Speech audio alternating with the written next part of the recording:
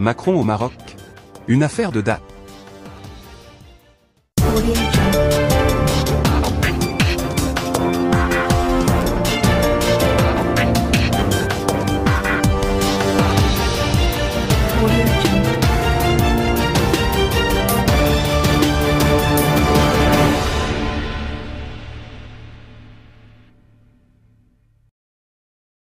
Sans démenti officiel de la part de deux pays, la visite tant attendue d'Emmanuel Macron au Maroc paraît être une affaire de date et d'agenda et non un objet de divergence politique entre Rabat et Paris.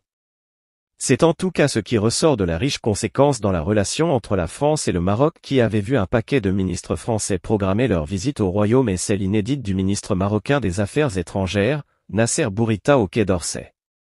En contenant les aléas de cette visite de Macron à une affaire de date, le message envoyé à l'ensemble de la région est que les deux pays ont réussi à surmonter leurs divergences et envisagent sérieusement de redonner à leur partenariat un nouveau souffle.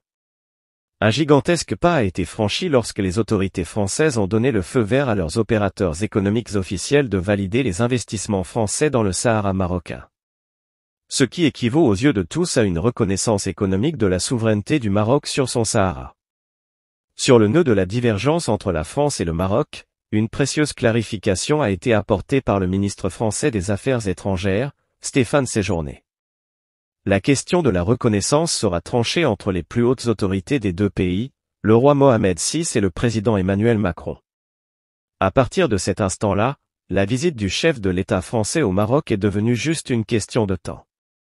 D'ailleurs, depuis le début de cette crise, cette visite tant commentée, tant reportée était en réalité un baromètre important de la qualité des relations entre la France et le Maroc. Plus on évoquait sa prochaine survenue, plus l'embellie s'approchait, moins on en parlait, plus la crise semblait s'approfondir. Et cela pour une raison qui apparaît aujourd'hui évidente, la mésentente entre la France et le Maroc est tellement profonde qu'elle ne peut être résolue que par une rencontre au sommet, hautement politique. Le Maroc avait exigé une clarification des positions de ses amis et ses alliés dont la France sur le Sahara. Pour des raisons qui la concernent, notamment au niveau de sa relation particulière avec le régime algérien, la diplomatie française avait préféré maintenir le flou et tenir le manche par le milieu. Sa position était l'option d'autonomie est une des bases de travail pour trouver une solution à cette crise régionale. Le danger de cette approche est qu'elle laissait la porte ouverte à d'autres éventualités. Ce qui déplaisait à Rabat et excitait les parrains algériens du séparatisme du Polisario. Par rapport à l'Espagne qui estimait que l'option de l'autonomie était la solution ou aux États-Unis qui reconnaissent clairement et totalement la souveraineté du Maroc sur son Sahara, la position de la diplomatie française paraissait vivre un décalage qui frisait l'antagonisme. Et cette posture française paraissait d'autant plus décalée que les deux pays nourrissaient dans la réalité un précieux partenariat basé sur un volume enviable d'échanges économiques et de proximité humaine et culturelle d'une grande richesse. Aujourd'hui, les deux pays sont au sommet d'un tournant. Paris a, semble-t-il, pris la décision stratégique de rejoindre le club des pays qui reconnaissent la souveraineté du Maroc sur son Sahara. La position de la France, ancienne puissance coloniale de la région qui détient les archives et les mémoires, aura un grand impact aussi bien en Afrique du Nord qu'en Europe. Les réverbérations peuvent atteindre tous les forums internationaux qui traitent de la question du Sahara.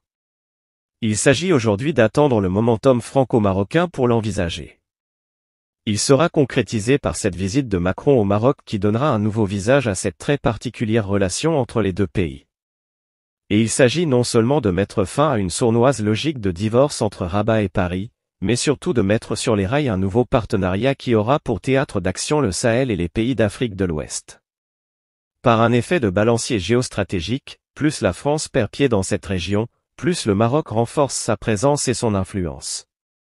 Ces retrouvailles vont consister à mettre en harmonie ces nouveaux rapports de force dans une logique gagnant-gagnant qui soit bénéfique à tous, sauf à ceux qui aspirent à la division et au chaos.